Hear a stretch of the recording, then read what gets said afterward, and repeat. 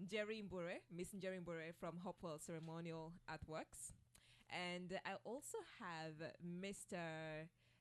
Fergus McLaren. He is the director of Funding Africa24. Good morning. Good morning. Good morning, Jumbo. Jambo, how are you guys doing? Very nice. Glad to be in Mombasa. Yeah, Jambo. Very happy to be here. Yeah. I feel like Mombasa has become home by now. Nimefurahi sana kuwa hapa. Mombasa ni home. Mombasa ni nyumbani. Yes. It is home.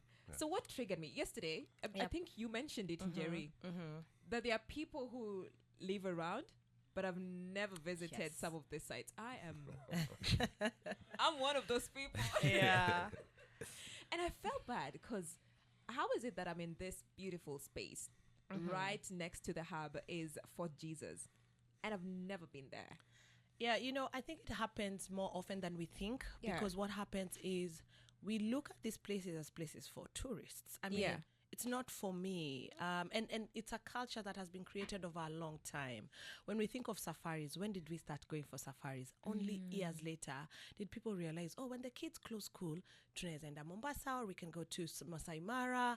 But I think we used to look, number one, I think people were even afraid to ask for the cost. Because when I see Fergus, my friend here, come to go, my head is thinking he's coming with Canadian dollars and I cannot match that. Sure. It was really tough. Yeah. And, and that's... I think Andrew raised an excellent point, is that certain things are for international tourists and certain things are for local tourists. And I guess the distinction is because, especially with Njuri involved with a marketing manager approach with the Hopewell Ceremonial Earthworks, is that you're trying to find different markets. And so the question for you is that what would cause you to go to a heritage site, or what would cause you to go to a place? I have some ideas. But, I welcome the ideas. Lots of ugali. But I think that the idea is that we refer to it as a visitor economy. And the visitor economy is that you've got transport, hotels, restaurants, everything works together. There's a sort of connectedness to it. And I think that the unique aspect of it is that if you have these wonderful places, and if you have events of some kind or another, like a sun-up, sundown ceremony, you have special foods there on a Friday night, you have a festival of some kind, you're bringing people to these places. And that's the challenge, is that you have these sites that are static, always there. As you said, you walk by or you're near. But what would cause you to actually open that door and go into that place? Is it food, or is it some sort of music performance? What is it that would do that? And that's what's needed at a place like Fort Jesus or other places around Mombasa or the region. So you think there has to be a reason for me to actually want to visit? I mean, what's in it for you? When you pass there, you always wonder, I'm going to go in and then what, right? Yeah. For some people, we look at them that they're history buffs. They want to go and learn the history. And sometimes people feel like it's too expensive. What am I getting? I'm paying this money, but what am I getting? I think we need to attract people in a way that resonates with them. Like for you, Miriam, what would it be that would make you go to Swahili Pot? As Fergus said, you're invited to our dinner on Thursday. You will be there and watch the Sound and Lights show. Definitely. But we need more. I think when we look at local people, we need to give them reasons to want to go to these places. Because once those places are World Heritage sites, foreigners are coming from miles and miles away. But the people around it don't even understand the significance. How about we communicate the significance of these places for them to also have some sense of pride and stewardship as well? I like that. Now, you mentioned safaris, and I'll just take you back. Growing up, you look at safaris, and if I think right now, it's pretty much something that's done by tourists. We look at safaris and I'm thinking, we're not doing safaris. It is true. Well, you can just go in your backyard and you're going on safari. It's actually true.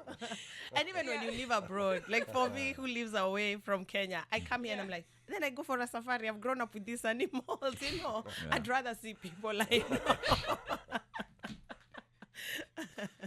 But it's true. How do we get, because I want to be in a space where we also get the locals, to want to engage and to want to be part of this, to be excited about what's within our region.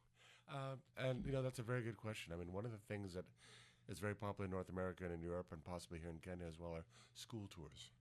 And that's where you go to a place because I went there on a tour with my friends or my schoolmates, and I had this wonderful experience. And, Mommy, Daddy, I want you to come and see it as well. So that's really sort of one of those sort of triggers. Yeah. And the other aspect is that to what Jerry was saying, is that you have to make it relevant, because you could go and travel and see friends. You could go and do something athletic. You could go shop. You could go do any number of things. So what is going to be that reason why you go there? And like I said, I think it comes down to programming, as you probably found it. Yeah, and even when we talk about school groups, like growing up in Kenya, we did school groups when we were in primary school. Yes. But post-high school, we didn't do anymore. We were in clubs or in drama clubs. But if that culture had continued, we'd probably be more interested, right? And we did a trip to, maybe if we were in Nairobi National Park. Or the Giraffe Center or Bomas of Kenya. But you're right. When we look at how it's going, like even at Hopewell, what we do a lot of is school groups. We have so many schools booked throughout the year. And now the beauty is when we go for outreach, we meet older people who are like, I came here when I was in school. Yes. And so now they're bringing their grandkids or their kids, and you're like, okay, we can continue with this culture. But I feel like at the end of the day, it doesn't matter what we do, people need to own it, because once they feel like they belong, we don't want people to be intimidated to go to these places. I mean, when you go to Masai Mara, all those Masai people living around those communities, they've never been there, because they look at it like it is like one world and another one. It's like East and West, right? The lodges they could never afford, and we're not saying they live there, but just even to enter, they need a safari car. How much is that going to be for them? So it is. Does it mean that we are not creating that experience which actually promotes us as the local tourists? I think Faga spoke about it, the economy, because the people who are offering are looking at what money are you bringing, right? And it's a very unfortunate attitude, but this person is in the money-making business. They're looking at me with my 200 shillings. They're thinking, what are you bringing for me? Fagas is coming with his 5,000, Canadian grand. I know where 4,000 of it is going. So Fagas is coming with his 5,000, but I think we need to actually, charity begins at home. I think that was a point that was emphasized yesterday a lot. So once we understand that, I think we will be able to create packages that are for local people. What Andrea was saying is that, people drive Ferraris, people drive Matatus, people drive tuk-tuks. You've got a range of vehicles that people drive. So why not have a range of tourism opportunities and experiences? If you go to I have been in places in Tanzania like Serengeti or Ngorongoro, where they have self-drive or less expensive safaris. And you're still getting out there. You're seeing the same animals. You're just not driving those similar sort of plush vehicles, but at least the price point isn't prohibitive. And I think that's often what's going to push people back, is to say, it's a little bit rich to be paying that kind of money. And the attitude too. I remember one time my sister booked a safari for us, but she was in the States connected with another Kenyan living there, and she owned a safari company. You should have seen the face of the driver when he came to pick us up. He was so disappointed that we were not white. And he couldn't hide it. I was like, at least you can try hide. Because you see, the thing that they're thinking is, I'll get no tips. I'll get nothing. I just remember him being so pissed. Oh, really? My God. Yeah, because he was like, these Africans, they don't give tips. They don't, he just looks at us like people who don't have money. Was he an African? Yeah, and I was like, wow, look at you. And he blatantly told us that one of the things he feels like is that Africans, the way they're just talking, they're like, these people, they don't give tips, they don't have money. And so he was like, you could tell he wasn't doing it with his whole heart. But when white people come to Kenya, then you have this big smile because you're imagining all the tips. But they're coming from a tipping culture. We don't come from a tipping culture. I'm Scottish and I don't like to tip. Oh, that's new. But we're encouraged to, and more importantly, when we have excellent guides, as you do here in Kenya, of course you want to tip for service, because that's that nature. But again, you've created that two worlds environment, and as you said, oh my goodness, okay, I'm not going to be supporting my family this way, or not going to have this much extra money, which is okay. But at the same time, you're losing the opportunity to give someone from either the diaspora or someone who's here in Kenya to get that experience. I think we're forgetting that it should be local tourists first. And when we get that kind of a reception. And I do believe a lot of people have had that experience. People shy away. Yes. You know, and we're accommodating outsiders, for lack of a better word. We're accommodating them more than our people. You know, because if he came to pick you up and he saw you, he's like, oh my God, no tips, no money. These are my people. I know how broke they are. I know. Well, I've got one word for you with regard to domestic tourism, and that is COVID. Where do you think your tourists are coming from? Nowhere. And where do you think you're making money from? Yeah. Exactly. Who are the people who are supporting you? Yeah. And how do you thank them? Yeah. Oh, you're coming to my tour? I know, yeah. And they had, we talked about that yesterday. They had to create tours for COVID. And that's when a lot of Kenyan families got to travel. Yeah. Because then they were able to, they needed to make money. So whether they had tips or not tips, they knew that these are the people, sisi ndio tuko. Yeah, exactly. So it's a good answer to it, but we can't wait for another pandemic for the Kenyan tourism industry to appreciate local tourists, we just need to create packages where people can, it's okay to come with a bus, like when you go to the KWS National Park in Nairobi, they do have a bus, and we see the normal families coming, they're like, this is good, you see their faces light up. But of course that's because it's accessible as well. What about other places that are not accessible? We did a project in Lamu with UNESCO and stuff, and as we are doing it, the people, that's their daily life, we are fascinated to just be in Lamu, but they live in a World Heritage Site. So that's a whole different way. And they don't, for them, it's their life. It's their everyday life. So it's different for everyone. It is. We're speaking to Miss Njeri and Fagas. We're talking about Africa24. It's a conference that's taking place, started yesterday. And when we get back now, I know we started from the bottom. We did. It was a good bottom. I know.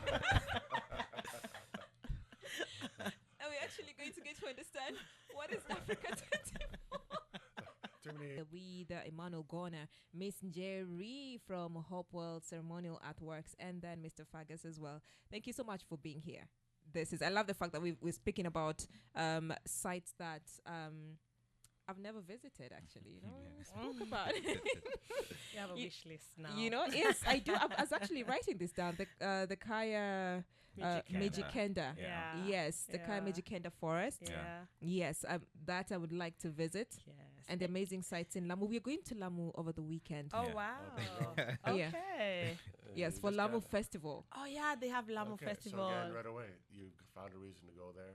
And it's celebrating the arts and culture of the place. Yes. So I'm going to learn everything. It was so good. I was in Lamu Festival in 22. Yeah. And it was amazing. The donkey races, the dhow races. Races. Oh. Yes, they do. No. Listen.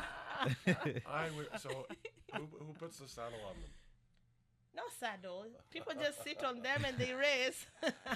Really? How fast or slow? Because oh, it's fast. It is. Yeah. As fast as a donkey can go. I've seen some slow donkeys. No, I'll tell you, at that point they were fast. It's a race, so, and they train. You guys, they just don't wake up and decide that today's the day. You can't train a donkey. No, the donkeys in Lamu can be trained.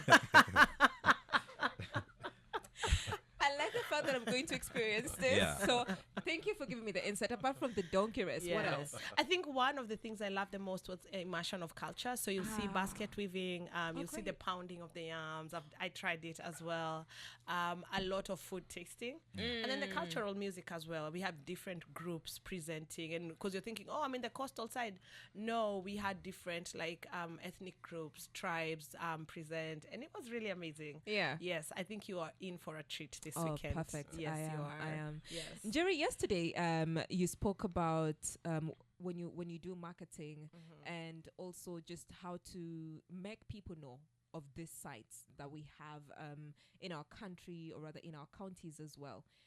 Now, we also have the youth. And now, at times we ask, how can I be part of this? So how can the youth be part of preserving the culture, the heritage, what we have? I am so glad you asked that question. Yeah. Because I was a youth when I started. I am just past the youth. What? Don't be telling no lies. trespassing. So I think my experience for me, I attended the first African World Heritage Youth Forum in 2016, and I was so disappointed that in my 20s is when I'm hearing about World Heritage. I was like, say, what heritage? What? It's so crazy because that means my head just went into how many other people don't know. Yes. How many? Most of my friends were like, what is this heritage thing you do? That was my favorite question. We saw you went to this heritage thing, and I was like, this is just the most interesting. You cannot get involved in something you don't know about. Yeah. You cannot steward what you don't feel like it's yours. So I think from that moment on, like I remember coming back to Kenya and I just started a Facebook group. I was like, I will do my part in making sure people know. And it was called the Each One Teach One. And that's because it came from the concept of Nelson Mandela, because the first one we held was at Robben Island Museum, who we have their team here for this conference as well. But it was amazing because they taught us about how when Nelson Mandela and the political prisoners were in prison, they decided that none of them are going to live the same way they came. So they said that when one comes, they will teach another one. And so they started. So I said, I can do that. I can teach other people about World Heritage and heritage conservation and how, more importantly, the youth can get involved. So I set out to do that, and it was very good because then we got together with other youths. I came to Mombasa for the national, it's called the National Kenyan Culture Youth Forum on Culture and Heritage. And again, I thought about how can we young people get involved. So starting from where you are with what you have. I wasn't funded. I was mtu wa kujituma. I always sent myself. I was like, here, is there someone who'll go here? And I look back, and even Fangas, who's my very good friend, doesn't know this, but I had so much volunteer experience in World Heritage by the time I got this position. Because when they asked who will do it, I said, I will. And I remember at one point, my friend, she's from Cameroon, she told me, we are like long-term girlfriends. We will never get engaged to this thing. She told me, it's like, we are always, but I told her, it will give someday. So when the opportunities came, and the one thing I love about being a youth who can be able to say, I will do it, is that people will recognize your skills. I remember even when the UNESCO regional office, I was sent there by AWHF. They were like, please meet this lady. She is passionate. She has this. And when I went to them, it was so sad because it's what Fergus was saying. I remember it was 2019 and they told me, we don't have funding. We don't have funding. But around the same time, China was able to send their people to other places with money, desks, computers, anything you can imagine. And I remember the one time we got a chance, because in 2022 we were able to review the 1972 Convention on Protection of Culture and Nature, and it's the Convention on World Heritage. When we met in South Africa with the African leaders, because we had a looking forward kind of a meeting, I told them we have to be funding our own. We cannot be that people are sending their own people and you're not funding us. We are here, we've shown, we've proven ourselves. So it's so good because eventually when the opportunities came, I remember our good friend, she's called Judy from the Nairobi office, she said, I will try you because too many people are saying, let me work with you and I want to see what you can do. And once I worked with her, she said, thank you.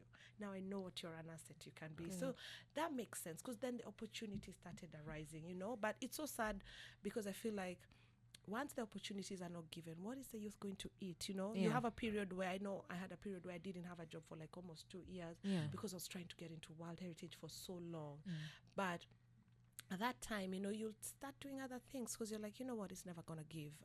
I was fortunate enough to still have some, I'm a hustler. So I was doing business on the side, but there's someone else who's just not having anything to eat. So they'll give up on their dream, they'll get another job, and then they'll lose their passion. But those are the kind of youths we need. We need those people who are passionate, they know what they want to do, they know where they are. So I would say to those youth, let them volunteer. Volunteering never hurt. Send yourself. When people ask who will do it, do it. Some jobs are not fun. You will have to do the dirty jobs, but you keep your eyes on the goal. One day it will pay off. Oh, I love that. It's not going to happen tomorrow. Yeah. It's not going to happen next week. Yeah. It's not going to happen next month, but it's that consistency of effort.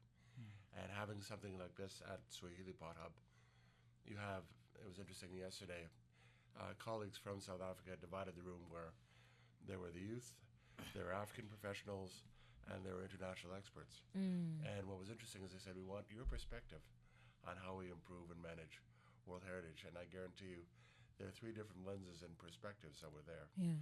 And the thing that stood out for me was the fact that, you have these great young professionals who are there, who are, looking for these opportunities. and looking to connect. This is part of sort of the raison d'etre, the ethos for Swahili Pot Hub. And you're actually connecting with people who can help you. Yeah. I mean, how often does that happen? Where are your mentors? Where are your opportunities? And I'd like to think that, what I try to do, and Jury as well, is that you pay it forward. I'm old enough. I'm ancient pretty well. But, it's I've had many good people who supported me along the way, many friends and many people who helped. And of course I'm going to help because, I'd be the beneficiary of it. And I just think that, I'm not going to be here forever, and I'm not going to be doing this throughout my life, but at least I can hand it off well, knowing that I've got good, skilled people who are there to take up the torch.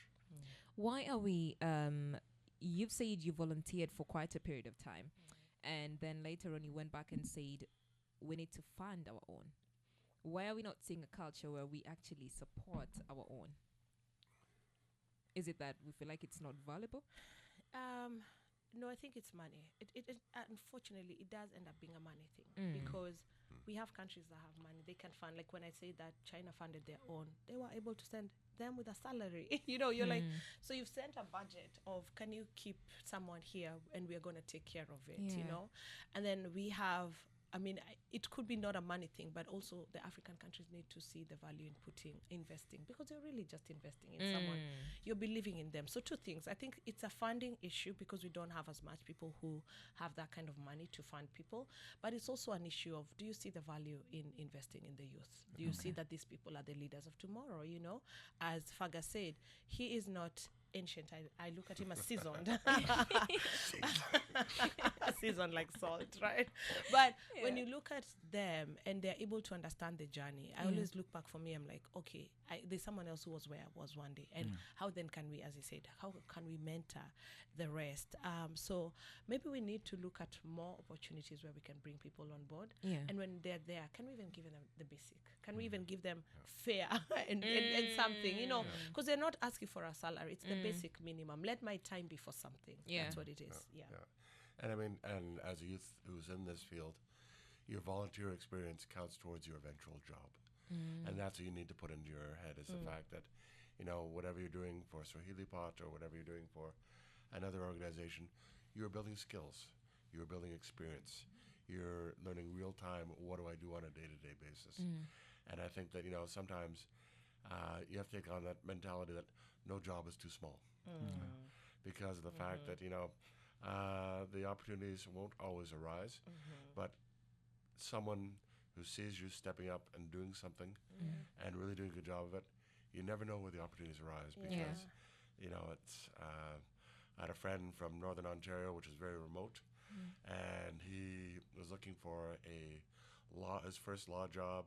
He was a lawyer, and this fellow said, I'm from your community, and I know what it's like, and I'm going to hire you as a lawyer. He now owns his own private law firm, and it was regarded as one of the top 10 firms in Canada. Oh, wow. So, but it's, you never know. You never know. Exactly. Never know. That's really what it is. And even just as Fergus was speaking, I was thinking, think about people who are in undergraduates right now. They're going to graduate maybe next year. You're all going to the job market. What makes you stand out? What is the one thing that you can say that stood out? I know in my past life, in my old when I was younger. When you were younger. When I was younger. When were you? When I was a youth.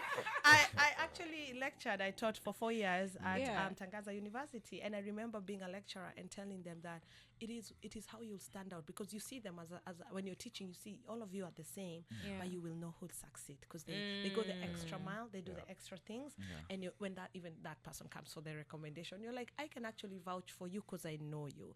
So when these young people are thinking, it's good, you have a degree, good for you, but what is the one thing when all of us are applying for that job? What will I look at your CV that will make you stand out? So what wisdom. Now, we could talk for days, forever, but right now, what's happening today? What's the theme today? So I'm speaking. They got enough of me yesterday, so I thought, and they're going to listen to me again today. What are you talking about? I'm going to be talking about climate change and heritage. Okay. So one of the big issues right now is, of course, many of the sites are coastal, whether it's Port Jesus, Lamu, or otherwise. And reality is that they're being battered by changes in temperature, strong seas, strong winds, and measures are in place to try and protect them. But the reality is that you can't protect everything, and it's expensive, and even the methods that we have nowadays will not ensure that these places are fully secure. And you have to look at it a couple of ways. There's the actual site, the history that's embedded in it, the people's lives who built these places, but also the tourism potential. What are you losing in the sense that as a draw for most people in Mombasa apparently like to go to Fort Jesus. Yeah. You will go eventually, I know. I will. It's one of those things where you lose a main draw that other tourism businesses are built around. Yeah. And so you're not just looking at the cultural loss, but the economic loss that it could represent. And I think that's what I'm trying to really sort of focus on from a tourism perspective on climate change insights. All right.